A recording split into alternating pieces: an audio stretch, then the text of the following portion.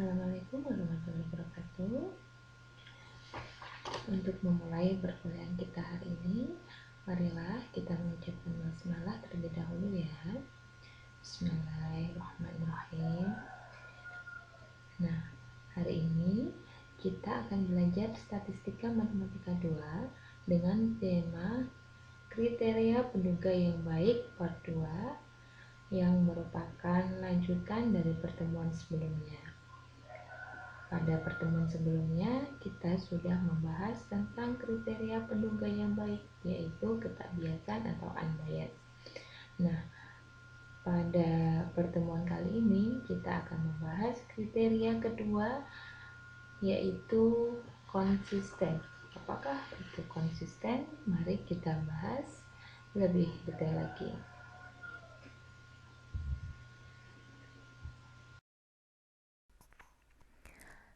Konsisten, suatu penduga akan dikatakan konsisten jika ukuran sampel semakin bertambah, maka penduga itu akan mendekati parameternya. Jika besarnya sampel tak hingga, maka penduga konsisten harus dapat memberikan suatu pendugaan titik yang sempurna terhadap parameternya. Untuk suatu penduga bisa dikatakan konsisten apabila memenuhi nilai limit dari n tak hingga MSE dari penduganya atau theta topinya itu bernilai sama dengan 0. Jadi di sini theta topi itu adalah suatu penduganya. Dan MSE itu mean square error itu berfungsi untuk mengukur kedekatan penduga atau estimatornya dengan parameternya. Bagaimana cara kita untuk menentukan suatu penduga itu konsisten atau tidak? Nah, di sini tadi kan sudah saya katakan bahwa untuk menentukan suatu penduga itu konsisten atau tidak harus memenuhi dari nilai limit n tak hingga dari MSE penduganya itu harus sama dengan 0. Jadi sebelum kita mencari nilai limitnya, kita harus mencari terlebih dahulu nilai MSE dari penduganya atau MSE dari theta topinya. Nilai MSE theta topi itu sama aja kita mencari nilai ekspektasi dari theta topi min theta dikuadratkan, atau sama juga kita mencari nilai varian dari theta topinya ditambahkan dengan bias dikuadratkan. Nah, setelah kita menemukan dari nilai MSE theta topinya, kita akan mencari nilai limit n tak hingga MSE theta topinya itu. Jika nanti dihasilkan nilainya itu 0, maka theta topi tersebut merupakan penduga yang konsisten. Jika tidak sama dengan 0, maka penduga itu tidak konsisten. Langsung saja ke contoh soalnya. Apabila saya memiliki n suatu sampel acak di mana xi berdistribusi normal dengan parameternya yaitu mu dan sigma kuadrat, buktikan bahwa x bar merupakan penduga yang konsisten untuk mu. Untuk membuktikannya, kita mencari nilai MSE dari penduganya terlebih dahulu. MSE dari mu topi sama dengan varian dari mu topi ditambah dengan bias kuadrat. Karena penduganya ini tak bias atau unbiased, maka nilai biasnya itu sama dengan 0. Nah, mu topinya tadi kan sama dengan x bar, maka varian dari mu topi sama dengan varian dari x bar.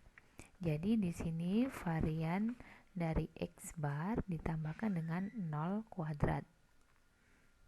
Nah, kita tahu bahwa rumus dari x bar itu adalah 1/n sigma xi, di mana i-nya dimulai dari 1 sampai n. Jadi kemudian 1/n-nya kita keluarkan konstantanya ya, 1/n-nya kita keluarkan. Karena sifat dari varian, maka hasilnya adalah 1/n kuadrat sigma varian xi, i-nya dari 1 sampai n. Nah, kemudian di sini 1/n kuadrat kalikan dengan varian x1 ditambah varian x2 sampai varian xn. Nah, karena variannya ini identik, maka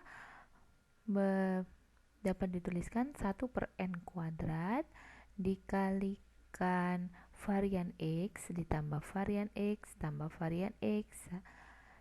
Nah, variannya itu sebanyak n. Maka dapat ditulis di sini 1/n kuadrat dikalikan n kali varian x.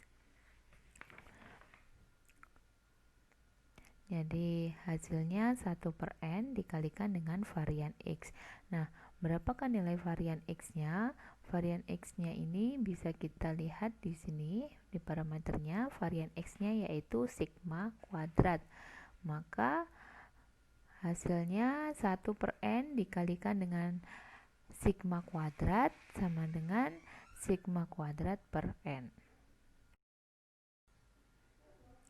Nah, setelah kita ketemukan nilai dari MSE penduganya yaitu sigma kuadrat per n, lalu kita mencari nilai limit n tak hingga dari MSE penduganya.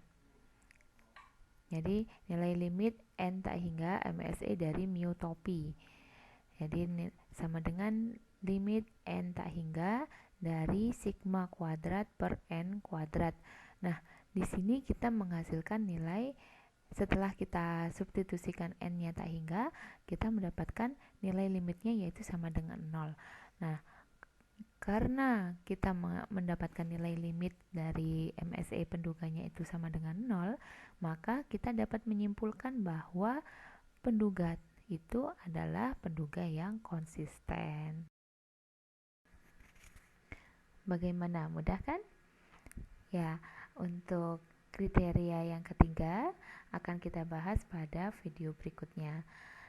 Ini adalah referensi yang saya gunakan.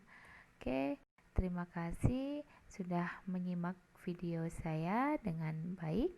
Semoga bermanfaat untuk kalian. Wassalamualaikum warahmatullahi wabarakatuh.